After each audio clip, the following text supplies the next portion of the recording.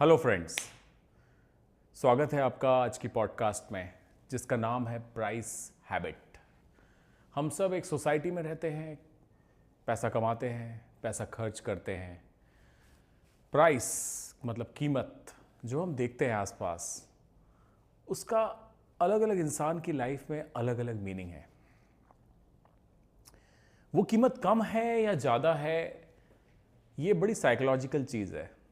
इसके ऊपर कई सारी किताबें लिखी गई हैं, कई सारे लोगों ने, जानकारों ने बहुत कुछ बोला है।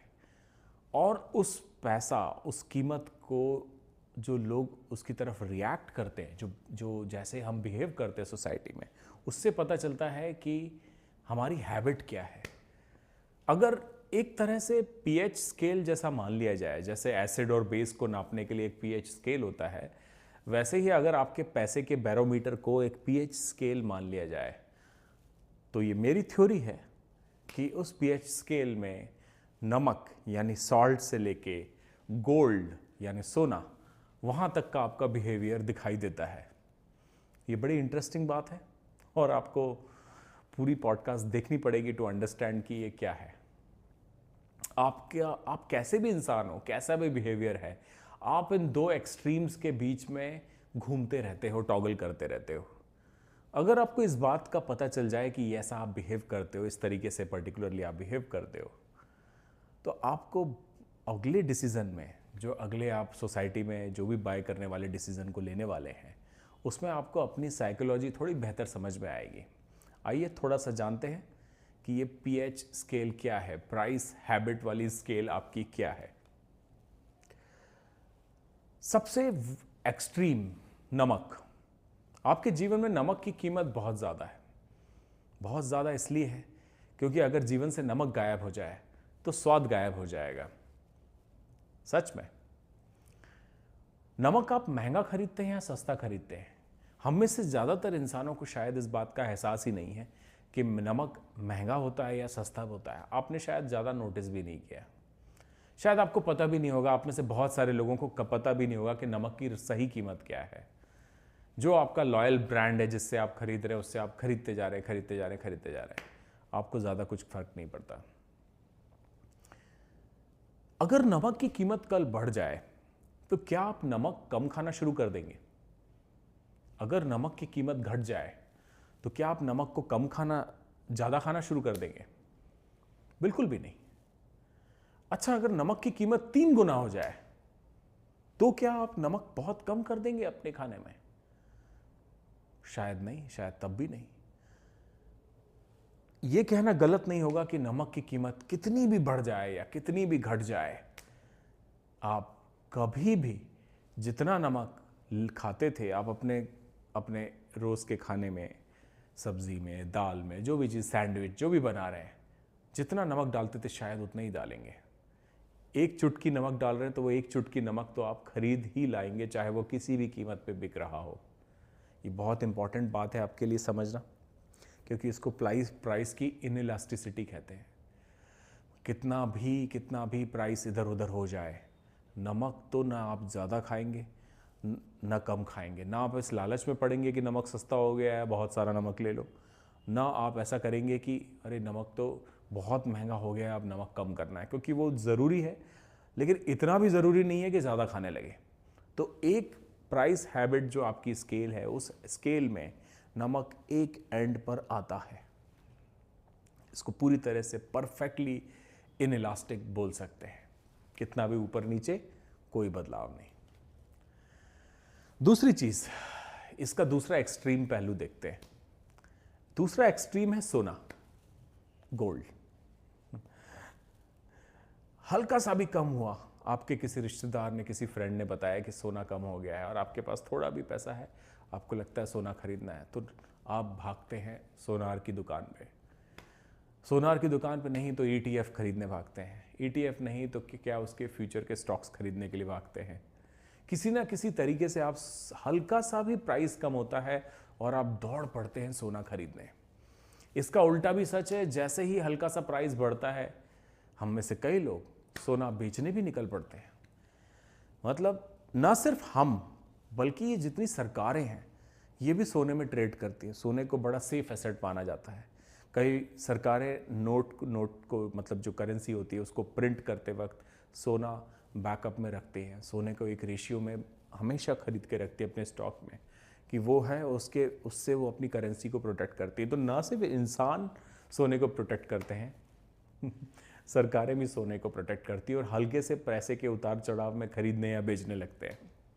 इसको बोलते हैं परफेक्टली इलास्टिक बिहेवियर, कि हल्का सा चेंज हुआ और आप दौड़ पड़े। शायद आप इतनी तेजी से घर, ज़मीन, गाड़ी, इनके प्राइस के उतार चढ़ाव में शायद इतने तेजी से आप नहीं भागेंगे, लेकिन सोना ऐसी चीज़ है जिसमें आप तुरंत दौड़ेंगे। आपका दिमाग ठनकेगा, सोसाइटी में डिस्कशन शुरू हो जाएगा, अरे ये प्राइस चेंज हुआ है, इसको ज़्यादा से ज़्यादा खरीदो या बेचो।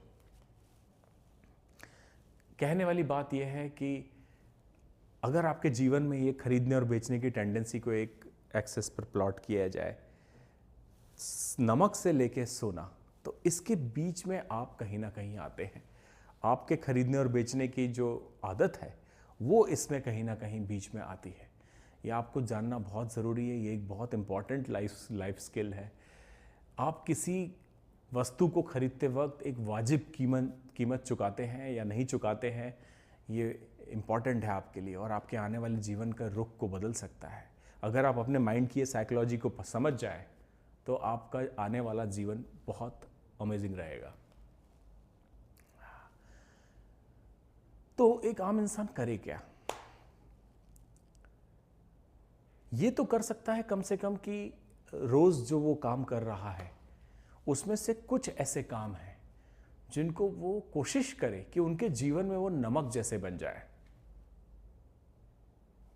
मेहनत करनी पड़ेगी इसके लिए, ये आसान नहीं होगा। मेहनत करनी पड़ेगी, पैसा भी कमाना पड़ेगा।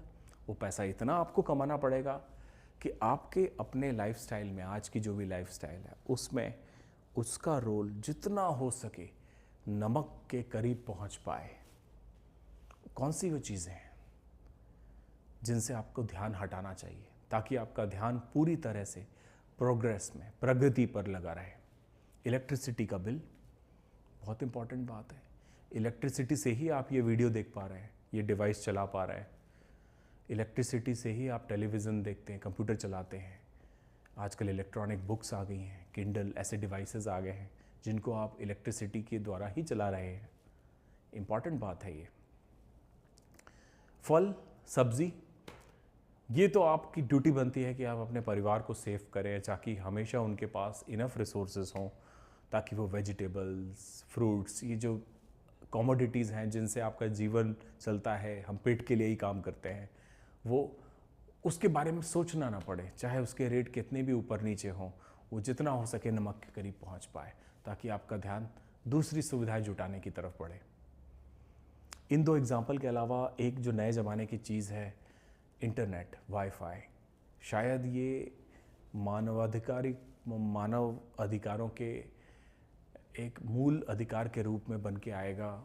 यूरोप में तो शायद इसकी बात भी हो रही है, इलेक्शंस में बात हो रही है। वो समय दूर नहीं है जब लोग इसे फंडामेंटल राइट जैसा ट्रीट करेंगे। आपका कंज्यूम किया जाने वाला इंटरनेट क्या है? हम सब आपस में जो कनेक्टेड हैं, आप मुझे सुन सकते हैं, मैं आपको देख सकता हूँ, आपके कमेंट पढ़ सकता हूँ, आपके बनाए हुए मटेरियल को देख सकता हूँ, आप मेरे स्टोर किए हुए मटेरियल को देख पा रहे हैं। इसी को इंटरनेट बोलते हैं। ये बहुत इंपॉर्टेंट बात है। ये वैसी बननी चाहिए जैसा नमक है। आपके जीवन में ये हमेशा बना रहना चाहिए और हमेशा मिलना चाहिए, ना सिर्फ आपको बल्कि आपके परिवार को। आने जाने में आप खर्च करते हैं, कोशिश कीजिए कि कम से कम खर्च करें, परंतु अगर उस पैसे को आप एक ऑप्टिमम मिनिमाइज़ कर सकते हैं, आपके घर के करीब आपका ऑफिस है, फैक्ट्री है, या तो आप वो एक कम खर्चे में आप जगह पर पहुंचेंगे। अगर आप इलेक्ट्रिक व्हीकल यूज़ कर रहे हैं तो आप इलेक्ट्रिसिटी के द्वारा जाएंगे, कम खर्चे में आप जगह तक पहुंचेंगे। फ्यूल का खर्चा स्टैटिक हो जाएगा आपका महीने का। ये इंपॉर्टेंट बात है। ये जितना हो सके ये ऐसा हो जाना चाहिए कि ना ये ऊपर हो या नीचे हो, इससे आपके जीवन में फ़र्क ना पहुँचे। और आखिरी दो एग्जाम्पल मैं आपको ऐसे देता हूँ जो आपको थोड़ा डिफ़िकल्ट टू डाइजेस्ट है, पर थोड़ा दिल से सोचेंगे तो समझ आएगा कि ये दिमाग की चीज़ कह रहा हूँ। बुक्स, किताबें, हम सब के घर में डाइनिंग टेबल, सोफ़ा, बहुत सारी चीज़ें होती हैं या उनके होने की एस्पिरेशन होती है, बट बहुत कम लोगों के घर में एक बुक रीडिंग कॉर्नर होता है। जिन घरों में किताब की रेस्पेक्ट है, पेपर वाली किताब की रेस्पेक्ट है, उन घरों का फ्यूचर हमेशा सेफ होता है। किताब खरीदने या बेचने के लिए लगाया जाने वाला पैसा वैसा ही होना चाहिए जैसा आप नमक के लिए लगाते हैं, सॉल्ट जैसा होना चाहिए। मतलब ना रेट उसके कम हो या ज़्यादा हो, वो मिनिमम किताबें जो आप अपनी फैमिली के लिए मुहैया कराते थे वो आप हमेशा करा पाए और बिना बेखौफ होकर करा पाए।